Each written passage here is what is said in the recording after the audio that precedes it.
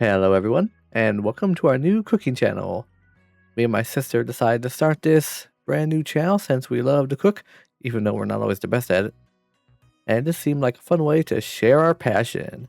So, to kick things off, and since this year is Pokemon's 30th anniversary, I decided to try and make something from the My Pokémon Baking Book. More specifically, the double-dipped Viennese cookies.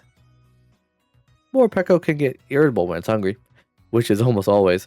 Fortunately, these two-sided Viennese cookies are easy to scale up for double or even triple batches, enough to keep a Morpeko happily in full belly mode. To keep itself fed, Morpeko carries electrically roasted seeds, which it treasures. You'll consider these desserts your own precious treasure once you taste this tender, melt-in-your-mouth cookie. It's dipped in decadent dark chocolate to reflect this iconic electric and dark-type Pokemon. Difficulty: easy. Make note of that. We'll discuss a little later. But here are the ingredients if you want to try and follow along. Now, let's get started. First, we'll need 8 tablespoons of unsalted butter, softened. Then a 1/4 cup powdered sugar. A 1/4 teaspoon kosher salt.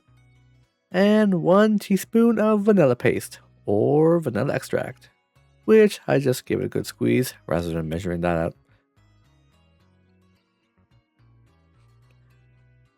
Then we have to beat those together with a hand mixer until light and fluffy. There we go. That's looking pretty good. Now we're supposed to sift in 1 cup of flour and 2 tablespoons of cornstarch. You may have noticed I forgot the sift them together step, but it should be fine. It may just make them a little less smooth.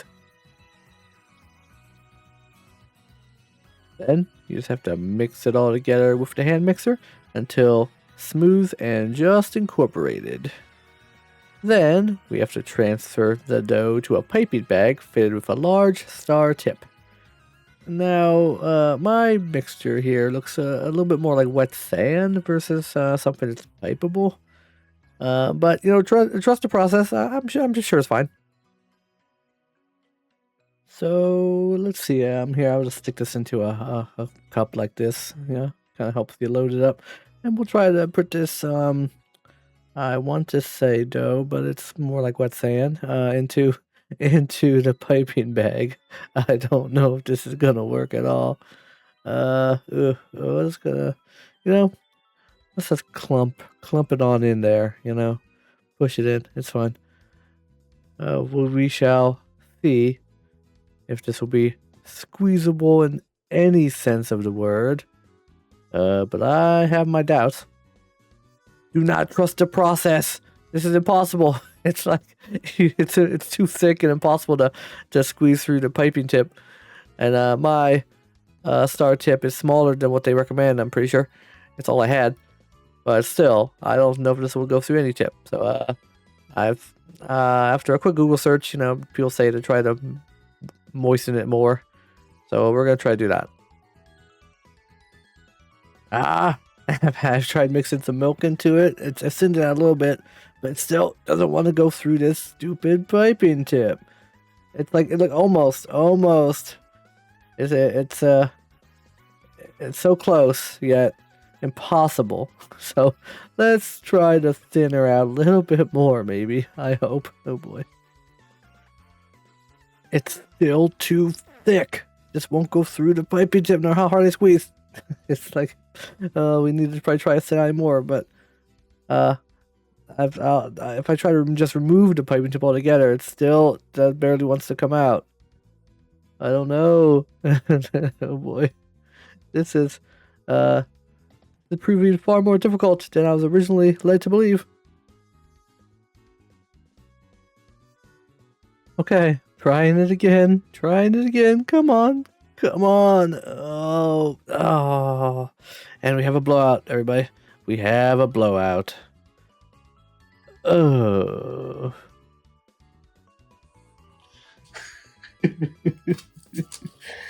Oh my god. Oh my god. Oh, I don't know.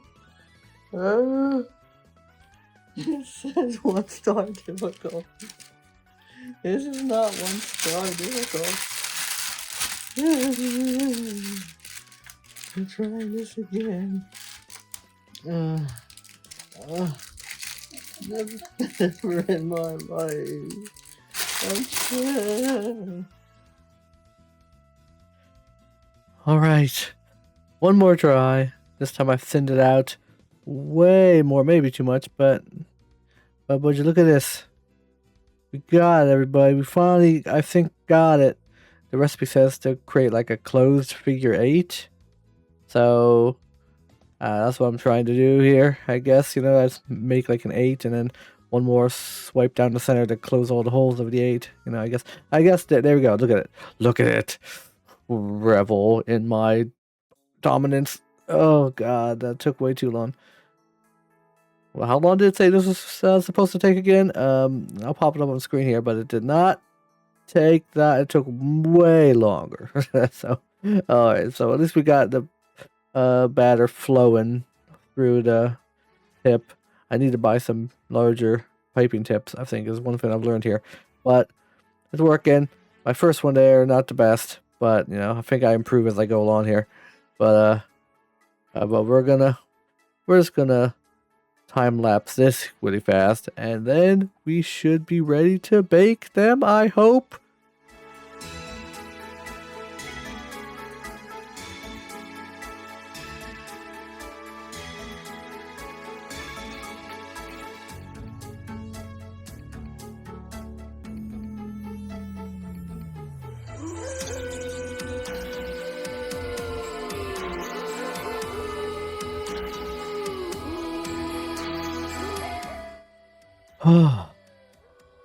All right, there we go.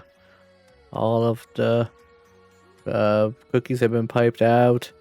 I think I got better as I went along. The last few look pretty good. Don't know if they're gonna all look exactly like the photo in the book, but pretty close. That was quite the journey. Whew. But now, I think we're finally ready to throw them into the oven. All right, here we go. Fresh baked from the oven. I waited until they finally started turning golden brown. It took a little longer than the recipe suggested, but my oven may be kind of weak. It's old, but I was able to kind of get it eventually to where we need to be. Now, for the fun part, hopefully, the chocolate. Now we want to use a half, on one half like a more of a milk chocolate, the other half like a dark chocolate. But all I have here is just like semi-sweet for the, instead of pure milk chocolate, which is fine. So one half will be dark and the other will be slightly less dark. Yeah, like then I'm gonna mix these two together. So we got the semi-sweet and the 60% kind of in order to give me 4 ounces. I only had half of the one, but then I got a full bar of the dark chocolate here, or the darker chocolate. We shall try to make it work. So first we gotta break them up into 2 separate bowls. Like the darker colored bowl will be the dark chocolate, makes sense. So I can keep track of which is which. I don't mix them up, but all right. But let's just break these up so we can melt them in the microwave. And we're gonna want to put them into the microwave and like in 30-second increments, stirring occasionally until it's all fully melted, and then we'll be able to dip them. So let's get these all chopped up. And ta-da! Chocolate melted. All right, now we can start dunking them. I tried to use tweezers at first, but that was a horrible angle to be able to do what I have to do. So we're just going with our fingers here. And my first one's a little messy, but here's a better angle. But I think I got better as I went. Just to dunk, half into the one bowl, then flip it, half in the other bowl. We're leaving a clear strip down the center to emulate what the cookies look like, and they look kind of like a Morpeko. I think unfortunately you can't really tell the difference between my two types of chocolate because one is dark and the other is just slightly less dark. But so they both have in terms of coloration, a very similar color. Yeah, because the one is in pure milk chocolate where it would be a lot lighter, So it doesn't really look like exactly like the pictures where you can easily tell, but hey, it's still all tasty in the end. We're just gonna go through this really fast right here, and then we'll take a look at our final result.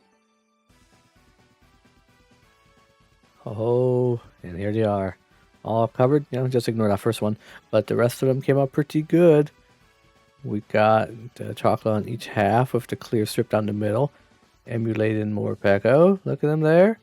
So this is they came out visually pretty good in the end. We'll see how they taste here after I'm done here, but it's like, oof. Yeah, see the picture? Yeah, you can't really tell the two different types of chocolate like you can in the picture ones, but it's good enough for me. They came out pretty good after the catastrophe that was trying to get the dough thin enough to pipe it out of my piping bag. That was a mess, but now here they are. Wonderful, beautiful, and they actually look pretty close to the picture. Like of course, you're not as nice as the picture, of course, because I'm an amateur, but and it's also the first time I've made these particular cookies at all. So overall, I'm happy with how they came out.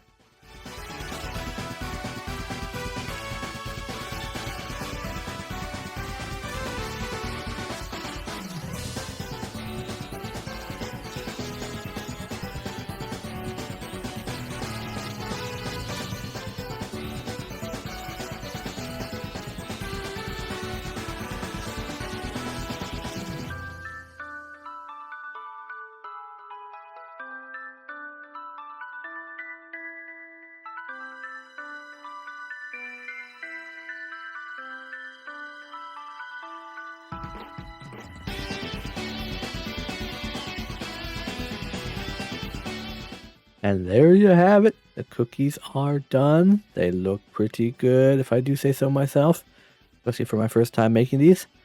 I have tried them, and they're a little bit crispier and a little tougher than I expected them to be, especially when the initial description talked about how tender they were supposed to be.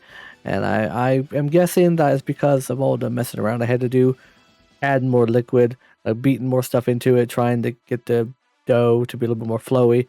I probably developed too much gluten, which then creates a crispier, tougher cookie. But they still taste pretty good and still aren't the worst thing in the world. So I'll call that a win. But anyway, I think that about wraps things up for this video.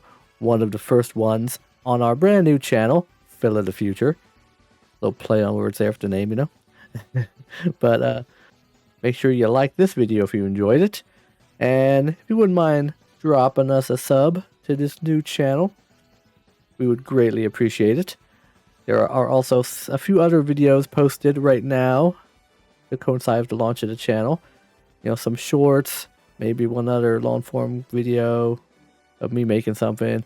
But hopefully we'll have some cool videos in the future for us to, try out some different recipes, which is what this channel's for. Bye-bye. I hope you'll have a wonderful rest of your day. Stay safe out there, and we will see you next time. Bye.